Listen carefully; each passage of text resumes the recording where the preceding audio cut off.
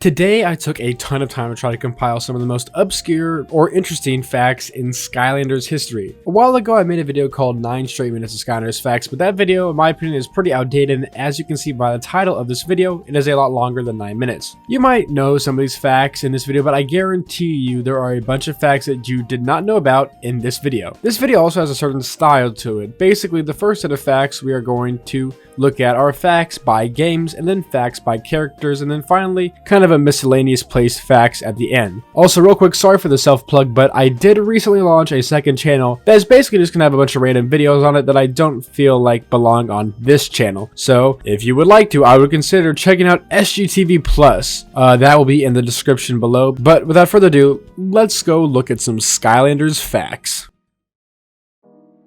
Spyro's Adventure was originally titled Spyro's Kingdom, and he was the main focus of the game. Obviously, this would later change to him being one of the 32 main characters. Originally in Skylanders Spyro's Adventure, every character you would place on the portal would have a mini story video pop up when you place them on the portal for the first time. I'm honestly glad they ended up removing this because, like, after the 10th Skylanders story, you'd probably get pretty tired of it. Skylanders Spyro's Adventure along with Skylanders Trap Team are the only games in the series with starter packs that do not feature female Skylanders. Despite dragons playing the biggest role in Spyro's Adventure compared to any other Skylander game, Spyro's Adventure actually only has the second most amount of dragon Skylanders in the game, with 8. If you count minis in Skylanders Trap Team, then Trap Team actually has one more dragon Skylander with 9. The first time troll enemies are shown is in the 5th level of Skylanders and Oil Spill Island. In the 2nd ever level of Skylanders Perilous Pastures, there is a secret area that can only be accessed with the Life Skylander but isn't an elemental gate. To my knowledge, there is no other instance like this in the entire game. Stone Town is the first ever level designed for the Skylanders project. However, Stormy Stronghold was the first level designed when Skylanders officially entered production. The Crystal Eye Castle is the only level in Spyro's Adventure that features a soul gem next to an elemental gate but not inside of it. It's kinda weird.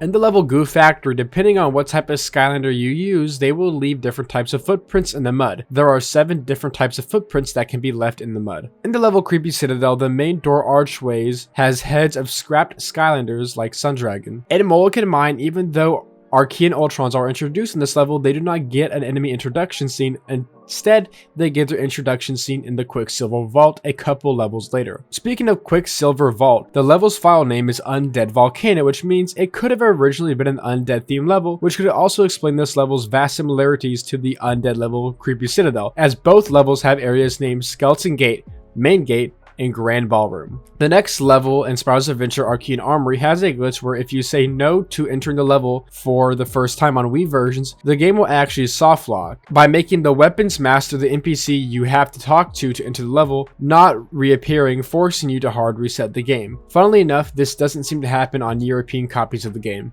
The expansion pack levels in Spyro's Adventure seem to be listed in the game incorrectly because even though the Empire of Ice was the 3rd adventure pack released in the stores, in-game it's listed as the first chapter of the adventure packs. Going back to the Empire of Ice was the only adventure pack until Griffin Park Observatory in Skylanders Imaginators, the 6th game in the series to not feature a leading antagonist within the level. The final level in Spyro's Adventure's Dragon's Peak for some reason is shown briefly in the introduction cutscene for the game. Early Skylanders Spyro's Adventure box art showed images of Spyro being summoned on the Portal of Power, but he was replaced with Gilgrunt on the final release of the box art. While later games in this series would feature multiple dark variants or no dark variants, Spyro's Adventure features just one dark Skylander, Dark Spyro, who was also in the 3DS starter pack but would later be released in the single pack. Skylanders Spyro's Adventure has the most returning characters ever, with 31 of its characters getting new figures in some form or another in later games, which is 97% of the characters, most by a country mile in the series. The original 32 Skylanders have also made 38 series variants over the 6-game span, which means there are actually more series variants from Skylanders Spyro's Adventure than original Skylanders from Spyro's Adventure. Toys for Bob initially approached Nintendo to ask them if they wanted to make a Skylanders Spyro's Adventure a Nintendo exclusive game. Nintendo turned this down, but it seems like the two companies made amends, as in Skylanders Superchargers there is a Nintendo crossover. Spyro's Adventure took nearly 2 years to release in Japan, as it was released on July 12, 2013, while Spyro's Adventure Everywhere Else was released in late 2011. Some of you might know this, but in the first Skylanders game, every Skylander speaks their own gibberish language. But as the project went on, 14 Skylanders were chosen to have some English lines. All 8 of the Skylanders from Spyro's Adventure that didn't receive Series 2s in Skylanders Giants are part of the 18 Skylanders that do not have English lines in the first game. Wii versions of Spyro's Adventure allow you to skip cutscenes, but for whatever reason, in other versions, you have to watch most of the cutscenes. Spyro's Adventure has the least amount of in-game variants in the entire series, with only 5, those being Legendary Bash, Chop Chop, Spyro, Trigger Happy, and Dark Spyro. Something weird that's different in HD and Wii versions of Spyro's Adventure is that the Wii has way more stiff collision mechanics than the HD versions of the game. Skylanders Rise of the Giants was the beta name for Giants. The reason they probably changed it was because Rise of the Giants was too long of a subtitle to fit under the Skylanders logo. The first animation test for Skylanders Giants was just scaling up a Spyro's Adventure character 300 times, which broke everything in the animation test. Giants have the most variant Skylanders in this series with 36 variant Skylanders, including both in-game and chase variants. Giants having the most chase variants in the series with 22 definitely helps it reach this total. In level 2 of Giants Junkyard Isles, during the level you retrieve an engine and a compass for Flynn's ship, but in early alphas for the game you retrieved a refrigerator and a blender. The Undead Gate featured in Rumbletown, the third level in the game, is the only elemental gate within the entire series that has 2 exits. Giants is the only game in the entire series that features gimmick Skylanders that have only 1 gimmick lantern each of the original 8 elements. In early alphas for Skylanders Giants, Noodles the NPC was the boss of the level Glacier Goalie, and he would control a mech found in the level. You would have to attack the arms of the mech that would cause it to short circuit and shoot Noodles out of the mech. I have no idea why Toys for Bob got rid of the Giants since they were already pretty short on boss fights to begin with. A Willikin will tell you in the end of the level for Troll Home Security that the place has been running for almost 35 years. Despite Chaos's castle being one of the only layers Chaos stays in that never gets destroyed, we only ever see it in Giants and Chaos never uses it again. The air element gate and aerial attack has the most collectibles out of any elemental gate in the series with 4, a hat, a Lecotron wheel, soul gem, and a treasure chest. In 4 releases of Skylanders Giants, you end the level aerial attack by destroying one of the pirate ship cannons, but in the alpha for the game, you would get in the turret and destroy the ships with the turret. This is less of a fact, but this is what the beta version of Drill X looked like. I'm very glad with the final product, let's just say that. The original fighting area you fight Chompy Mage on in Giants was a baseball field, but this aspect was removed in the final game. The Oracle is the only level in the entire series that doesn't feature an elemental gate. Well, that is the only level in games that have elemental gates. There was another phase of the final Chaos boss fight in Giants, but it was removed in the full release of the game. This phase would see the player getting stuck in between 2 walls and having to avoid Robo Chaos's lasers. Skylanders Giants is one of the 2 games in the entire series that features no Adventure Pack levels, but you can use 4 Adventure Pack levels from Spyro's Adventure and play those in Giants. This is the only game in the series that you can do this in. For some reason, the reset tool in the main menu settings of the Wii version of Skylanders Giants works as a universal reset tool for all figures, as you can reset any Skylander toy from all 6 Skylanders games with the Wii Giants reset tool. The Skylanders Giants starter pack is the only starter pack that has chase variants included in some of the packs, as a glow-in-the-dark Cinder was in some of the starter packs for both 3DS and console.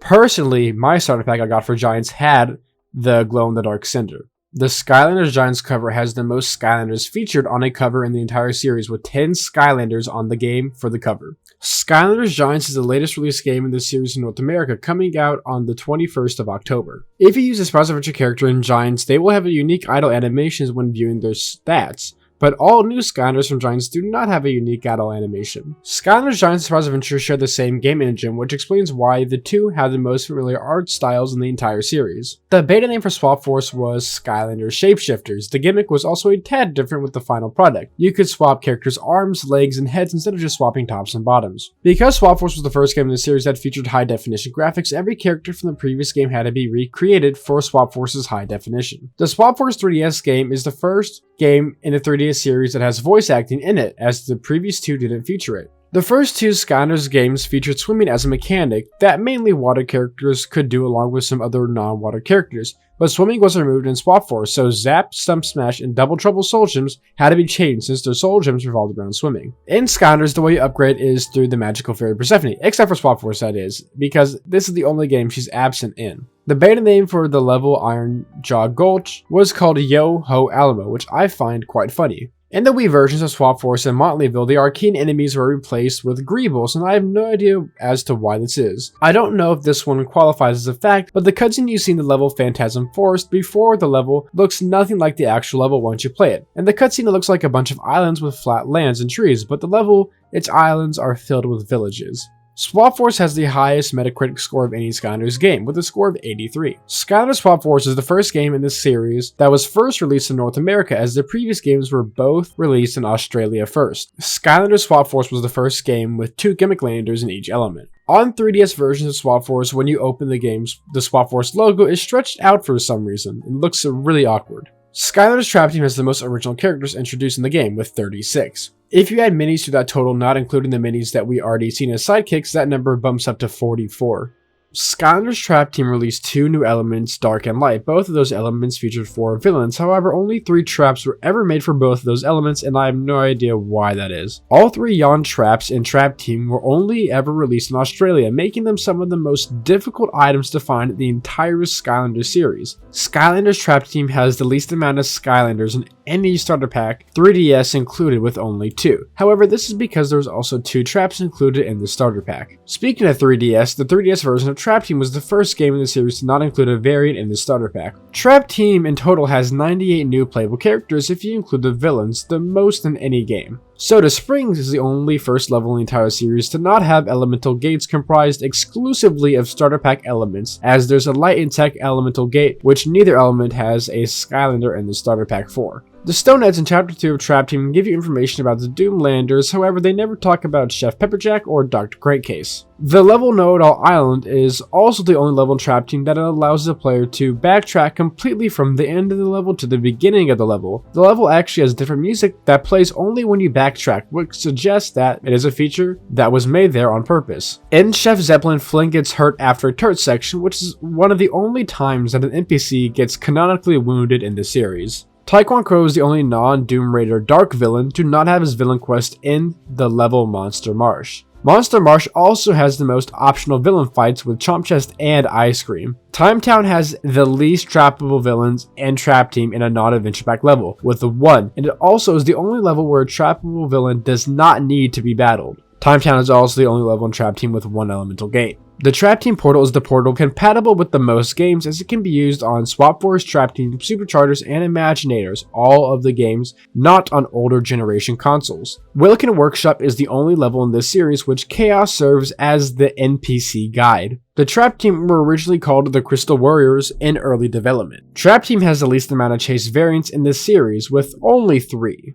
Both levels, Future of Skylands and Lair of the Golden Queen, only feature trappable villains that came back as senseis and imaginators. The Life Gate in Sky Highlands is by far the shortest elemental gate in Trap Team, allowing you to push 2 blocks, which you use to finish the puzzle outside of the gate itself. Trap Team is the first game to only be able to be downloaded digitally on console, because Wii versions of Trap Team give you a download code for the Wii U version of Trap Team. Despite spirit traps being a staple in the Skylanders series, in Trap Team, the Golden Desert, the 16th level in the game, is the first level in Trap Team to feature them. The Lair of the Golden Queen is specifically designed where you cannot collect all of its collectibles on the first playthrough of the level, as the level doesn't provide enough keys to open both gates that have treasures behind them. In early development for Trap Team, the ultimate weapon Chaos uses in the end of Trap Team was called the Doomsday Machine, which makes a lot more sense for Chaos. In the level Sunscraper Spire, Cyclops are the main enemies, however after you finish the level it is revealed that Mags is actually Luminous, who tricked you into unlocking the Spire. Which, with this in mind, the Cyclops found in this level are actually probably the good guys trying to defend the Spire from being unlocked. Kinda dark. The Nightmare Express is the only level in the entire Skylanders franchise that actually doesn't exist. If that confuses you, what I mean is that this level takes place entirely inside of Flynn's imagination, so this level actually never takes place in the Skylands canon. Chompy's and Mirror Mystery level are still enemies that you fight, despite the fact that the entire world is upside down and all the bad guys are now good and all the good guys are now bad. This pushes the theory that Chompies are not inherently evil nature creatures, and they're just very violent creatures with no affiliations. Skylanders Superchargers is the only Skylanders game to be released in September in North America, which I find so odd, releasing 15 days earlier than the second earliest release game Trap Team, which was released on October 5th in North America. Skylanders Superchargers has the least new characters since Skylanders Giants, with only brand new characters in the game. Even if you count Donkey Kong and Bowser, which boosted to 20, it's still the game with the second least amount of new Skylanders. Skylanders Superchargers is the only game where the opening cutscene does not feature Eon talking, rather Chaos does, since he has taken over Skylands in this game. Superchargers is also the first game to tell you how much time has passed between certain events in the game. Chaos in one of the story scrolls mentions how 15 days have passed between the events of the final level and him firing Glumshanks after Gadfly Glades, which tells us that there is an untold amount of time in between each level in the Skylanders games. Skylanders Superchargers console starter packs, excluding Dark starter packs, have the least amount of playable characters of the whole series, with only 2 playable characters. Speaking of starter pack, the Superchargers Portal of Power that you get in the console starter packs has the biggest base of any of the portals in the series. This obviously was so you could fit vehicles on this portal. Skylanders Superchargers also has no 4-legged creature, Skylanders, which makes sense because all the Skylanders in the game need to be able to drive vehicles. Up to Trap Team, there is a nicknaming option for your Skylanders, but this feature is absent in Superchargers. The third level in Superchargers, the Cloud Kingdom, was originally going to be called Skylantis. Original concept art for the Land of the Undead shows that at one point the level was going to be grassy, but this was scrapped because, it's called Land of the Undead. Battle Brawl Island is the smallest level in the entire series, only having 6 places to go to in the entire level. This level also gets reused as side quests once the game is completed. Battle Brawl Island is also implied to be near the Cloudbreak Islands, the area Swap Force is set in, as one of the NPCs in the level says that Battle Brawl Island has the finest bit of brawling and scrapping this side of Motleyville, which is in the Cloudbreak Islands. The Spellpunk library, based on these game development images, seems like the level is meant to be bigger and maybe not have its vehicle sections inside of books. Also, this game developer must have been watching Monsters University while the game was being developed. In the beginning of the level Gadfly Glades, the bugs talk about 234 heroes that have tried to complete the Collector's Challenge, which is a reference to the number of Skylanders figures released before Superchargers. The Sky Eater is the only final level in the entire series that features 2 different boss battles. The Skylanders Superchargers Standard Starter Pack is the first standard starter pack in the series to not feature a grading on the design and have Skylanders and other background features on the front of the design. This is less of a fact, but something cool. The concept art shows that either the level Cloud Breather's Crag was going to be a lot later in the game, or there was originally going to be a level with dragons as a final boss later in the game. This is the original logo for Skylanders Superchargers, and apparently it was used for 95% of the game's development. I'm glad they eventually changed this because this looks more like a mobile game logo than a console game logo. Superchargers also was originally supposed to have a bunch of sub-series games inside of the main game centered around vehicles, and these are some concept logos for them. Honestly, I don't know why they got rid of these other mini games in the game. It would have been really cool. Hammer Slam Bowser and Turbocharged Donkey Kong are the only non-variant Skylanders in Superchargers whose vehicles doesn't match their element. Bowser is in the fire element, while his vehicle, the Clown Cruiser, is in the air element, and Donkey Kong's element is life, while his vehicle, the Barrel Blaster, is in the tech element. Superchargers is tied with Trap Team with the least amount of variants, with only 18 in both games. However, if you include magic items and vehicles, in total Superchargers has 33 variants and Trap Team has 24. Superchargers has more vehicle variants than in-game Skylander variants. Skylanders Imaginators is the first and only Skylanders game to be released on the Switch. Imaginators is the only Skylanders game to not have the title connected to the Skylanders logo. Instead, it just kind of floats underneath the Skylanders logo. It is also the first and only logo to have both the light and dark elements in its logo, despite it being the third game to have those elements. Due to the voice actor strike happening around 2016 in Imaginators, there were several voice actors for recurring characters that were not credited in the game's credits. Imaginators is the only game in the entire series that doesn't have a new figure for Gilgrunt. However, he is an NPC in the game. Pretty crazy that he has a figure in 5 out of the 6 games. Imaginators is the only game that has an uneven number of Skylanders with 31. This is because Chaos was finally made as Skylander in the game that boosts the amount of senseis from 30 to 31. Imaginators has the least amount of base levels with only 10. However, at the same time, it has the most adventure pack levels in the entire series with 5. So 67% of the game is in the base game, while 33% of the game are found in adventure packs. This is the only game with more than 20% of the game being in adventure packs. As you can see by this image, the original theme and layout of Scholarville, a level in Imaginators, was at one point going to be used in Trap Team. According to the game developer Kim Akuv Steiner, sorry if I mispronounced that, Fizzland was originally going to be a Return to the Dark Light Crypt type of level where you could switch from life and death worlds. Eventually this was switched to a level where you would switch from candy to food worlds, and this design was also scrapped. Instead, the final level went with a level where you would switch from the regular world to Fizzland. Despite being only the 7th level, the Golden Arcade is the last level in Imaginators to feature a Sensei Shrine. Early screenshots of the Dragon Temple show that Hugo was originally going to be an NPC in this level.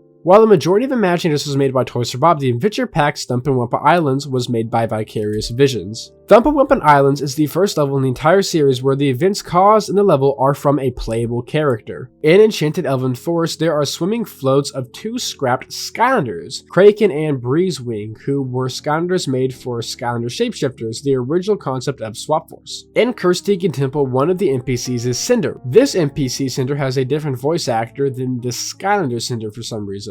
As of the recording of this video, Lost Imaginite Minds is the 118th and final level in the Skylander series. In Lost Imaginite Minds, the AI voice that speaks during the escape section was a tribute to GLaDOS from the Portal franchise. Enchiladas seem to be a popular meal in Skylands, as we all know Flynn and Buzz like them, but also Chompy Mage Chaos and Sharkfin have also stated they like enchiladas too. In Skylanders Spyro's Adventure and Giants, during gameplay sections, Flynn has 3 fingers, but in the cutscenes he has 4. Despite being an NPC, it's stated multiple times through the series that Mags is part of the undead element, hinting at the fact that all creatures in Skylands are part of some element. The reason Gilgrun is probably in so many versions of the game is because he was a personal favorite of Alex Ness, who used to be the chief of staff and development for Skylanders. He stated that he had a weird loyalty to Gilgrun. Grave Clobber is probably the biggest tank in the entire series, as he's the sensei with the most health, having a whopping 1,200 health points in Imaginators. Ghost Roaster is the first Skylander that can die in the hub world because his ectoplasm ability deals damage to himself. Series 1 Trigger Happy has the least amount of health of any Skylander in this series in the original game. Zap, Bop, and Hex are all tied for the shortest Skylanders names, with only 3 characters on each of their names. Trigger Happy's Golden Yamato Blast attack is the most damaging attack in Skylanders Spyro's Adventure. You probably knew that Spyro's homeland was not Skylands, but did you also know that there's 4 other Skylanders who are not originally from Skylands? Those are Dino-Ring, Flashwing, Starstrike, and Enigma. Speaking of Dino-Ring, he and Snapshot are the only reptilian Skylanders who have range attacks, and they both happen to have Australian accents. Boomer is the only troll Skylander, but he isn't the only playable troll Skylander, as there are 7 troll villains you can play as in Trap Team. I just ran some math through since I thought 7 was a lot of trappable villains, and it is, as trolls make up around 9% of the trappable villains in Trap Team. Slam Bam, Thrillipede, and Starcast are the only Skylanders with 4 arms. Eruptor has the most commercial and trailer appearances out of all of the Skylanders in the series. If you look closely at Chop Chop Series 1's base, he actually has translucent jewelry and coins on the undead base. This makes him the only Skylander in the entire series with a specific base design. Out of all 167 original Skylanders, Lightning Rod is the only one whose base is a part of his design. Even Thunderbolt, who is a giant cloud, doesn't have the air element base as a part of his design. Stump Smash has the highest amount of health out of any core Skylander in the entire series. Whamshell is the only water Skylander who doesn't have the color blue as a main part of their color scheme. Thumpback and Ingenious Crusher are the only giants whose weapons are not part of their body. Pop Fizz and Shroom Boom are the only characters in Trap Team to Geary poses that don't have minis to go along with them. Hothead is the only Skylander that is listed as a golem that isn't in the Earth element. Washbuckler is the first Skylander to wield 2 weapons and have one of them not be a shield. Blast Zone and Spyro are the only swappers in Swap Force that do not wear belts. Riptide has the shortest catchphrase of all time, just saying, "Go fish." Free Ranger and Magna Charge are the only swappers whose second attacks do damage. Despite being right-handed in-game, in Bumbleblast Soul Gem animation, he wields his weapon with his left hand. Punk Shock's catchphrase is the same name as one of Wolfgane's upgrades. Enigma is the first non-variant Skylander to be part transparent. Since core Skylanders were removed after Trap Team, Spotlight and Blackout are the only dark and light cores. Speaking of Blackout, he has a glitch which makes him invincible invincible. Basically, if you use one of his attacks called Cloud Gravity before an auto cutscene and that cutscene interrupts his attack, he'll become invincible and he will never run out of health, no matter how much he gets hit. This glitch also never wears out even if you switch levels. The only way to make the glitch go away is if you remove Blackout from the portal. Treadhead is the only Skylander in the entire series that uses a vehicle that he never gets off of in-game. Even though his full name is Chef Pepperjack, when he is trapped, his name only reads Pepperjack when you play as him. Chopper is the only dinosaur Skylander that isn't in the Earth element. The Gulper is the only villain in Trap Team that you never fight. Something interesting about the water villains in Trap Team is that Chill Bill is the only water element villain that isn't the final villain of their level. Spitfire is the only supercharged Skylander without legs, which makes sense because you kinda need legs to drive a vehicle. Nightfall is the only Skylander ever to be recalled, since many of her figures that were released in Wave 1 did not work when placing them on the portal. Thrillipede was released so late that he is the only Skylander released in the wave he was released in. The only Skylander with this distinction.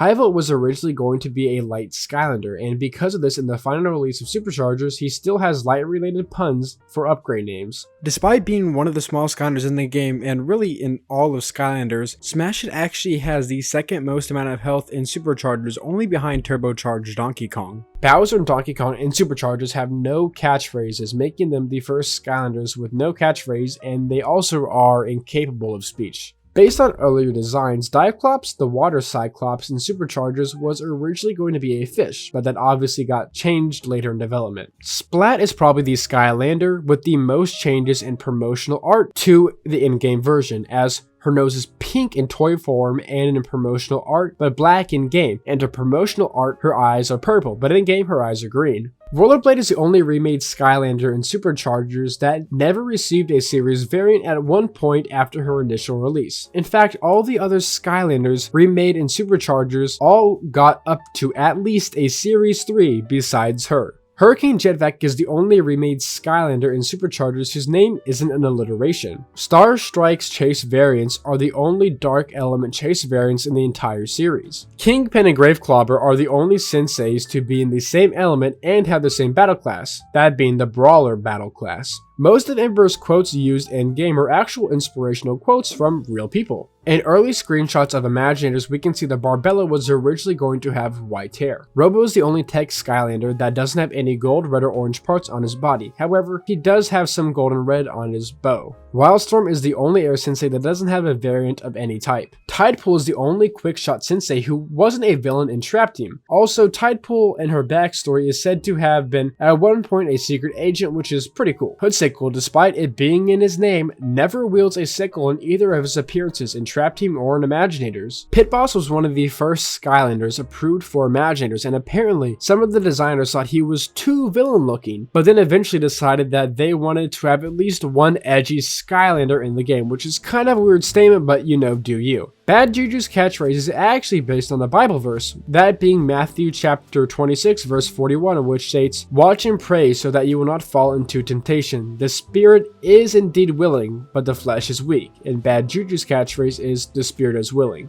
Earlier versions of Aurora apparently looked a lot more like Eon's design, who she is the niece of, with her helmet and horns both being white. Her robe was also black and her sleeves were white, and her final design, those two colors were switched. The only two senseis and Imaginators that don't have their battle classes weapons are Neocortex and Boom Bloom. Boom Bloom is a ninja sensei but has a whip, and Dr. Neocortex is a sorcerer but he has a gun. Speaking of Boom Bloom, she's the only sensei and Imaginators that has their element logo on their base and not their battle class, and I have no idea why this is. Both Dr. Crankcase and Fiesta were planned to be in Skylanders Academy Season 2, but were eventually cut. Besides Chaos, Chompy Mage is the character in Skylanders who changes alliances the most, as he was an independent villain, then eventually joined the Doom Raiders, then finally becomes a sensei in Imaginators. Also, at one point, Flint offered to help Chompy Mage find a new job. What a nice guy. Okay, these last set of facts, in my opinion, are really neither game-related or character-based, so I kind of just compiled some of these facts at the end of the video. Hope you all enjoy these. 16% of variants in Skylanders Spyro's Adventure are regular variants, while 84% of variants in Spyro's Adventure are chase variants. SSA has the largest disparity between the two, because 36% of variants in Giants are in-game variants and 64% are chase variants. Now, something interesting about this is after Giants, every game has more in-game variants than chase variants, and it's not really even close. Swap Force sees 59% of the variants be in-game, while 41% are chase. Trap Team has 83% of the in-game variants, and 17% of them are chase variants. Superchargers, Skylanders are 78% in-game variants and 22% chase variants. And finally, Imaginators percentage is 72% in-game and 28% chase variants. It took Spyro's Adventure 635 days from its North American release to release in Japan on the Wii U, easily the longest time for a game to release in the series. Every Skylanders game released was set up in waves, most of those being 5 waves. Usually Activision would separate these waves long enough so new Skylanders could be released from its release date until April or May the following year. From Giants to Superchargers, at least one Skylander from each game could be used in a previous game. For example, Series 2s and Giants worked in Spyro's Adventure as their original characters. This ended in Imaginators. Skylanders, Superchargers, and Swap Force are the only 2 Skylanders games to be released in North America first before anywhere else in the world. Both these games also were made by Vicarious Visions. The quickest turnaround for a Skylanders game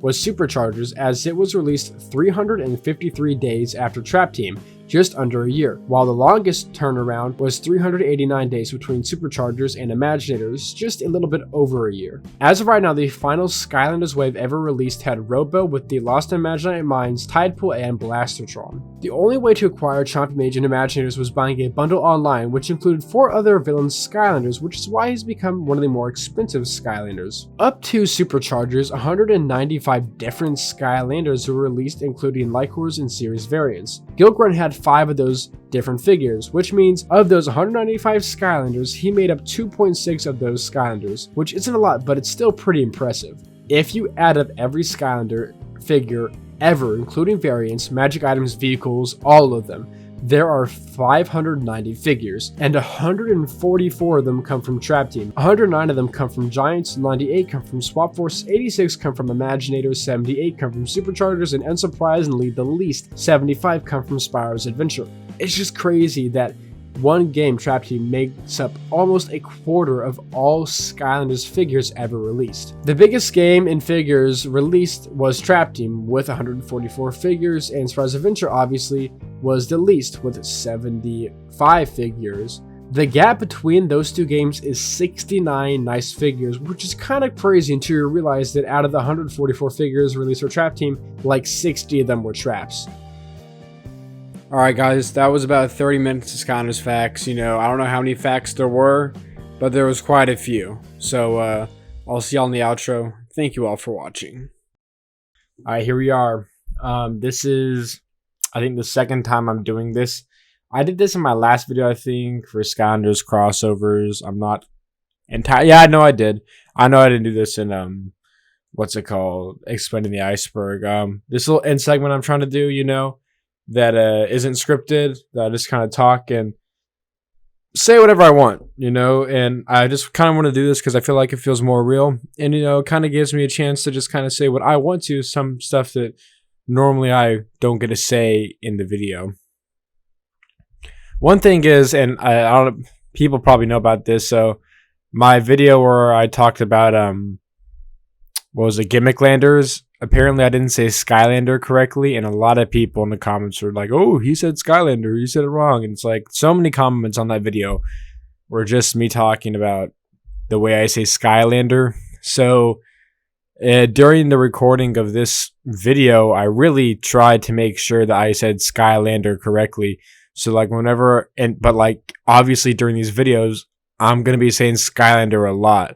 So it got to the point where like I was like, I think sometimes I was like putting a pause between Sky and Lander, saying like Skylander, because normally when I say Skylander, like see, like right there, I'll just say Skylanders, and I guess maybe the way I say it, it comes off wrong. I don't know if it's an accent or something like that. I don't really know what's up, but apparently, I don't know, people are saying I say it like Skylanders or something like that, or Scanders. I don't necessarily hear that, but that is something that I did want to fix, because apparently a lot of, maybe it's just because how much views that video got, the Gimmicklander video, but yeah, apparently that was a problem a lot of people had.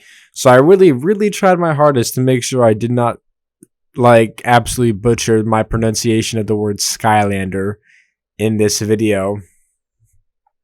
Speaking of this video, Maybe by the time this video gets out, I don't know when the what time in the month that here I could actually check real quick. So the crossover video came out on July 6th. Okay, so no, by the time I get this out, it won't be 6 months. Okay, that's good.